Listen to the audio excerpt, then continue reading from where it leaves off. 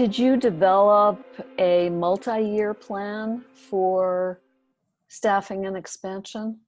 Do I remember It that? did. Yep, I Yeah. did sort of a 1 year, 3 year, 5 year plan. It's on a little bit of a fast forward, but I think that was helpful for them to see too, that it wasn't a big ask right away, and Mhm. that there was a vision that I had a vision for where our program can continue to grow. And that you had metrics that would be achieved before moving to the next level, right? Right. So it wasn't just a vague promise. Mm-hmm. It was specific. Yeah.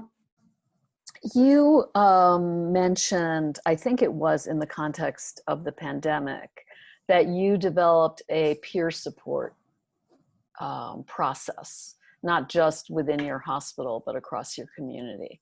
Can you talk to us about that? Sure. In Rochester, every year we have a palliative care consortium conference. We have 2 hospital systems in Rochester, and 5 separate palliative care programs. But once a year, we always come together to do a sort of an area conference. But I think, we're all collegial and we're all friends.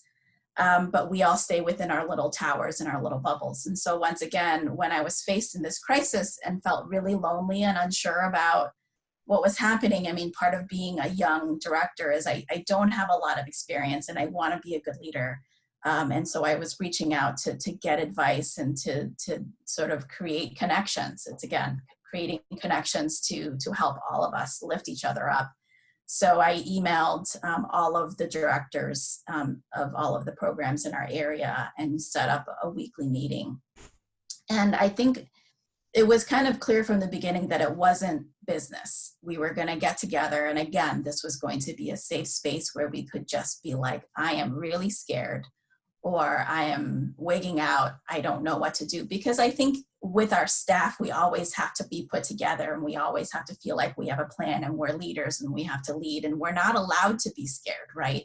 I'm not allowed to be worried. I'm not allowed to be negative in front of my APPs and my other attendings. And so with this weekly meeting, all the leaders could be like, what are you doing? I don't really know what I'm going to do here. What are you going to be doing? And it was just it was great. And it was helpful to hear other people also scared and not knowing what we were doing. Yeah. And there is some emerging literature that, in spite of the fact that all these health systems set up, easy access to therapy and social workers and psychologists, that the thing that is most valuable to clinicians who have been going through this pandemic is talking to one another, who have been there with them.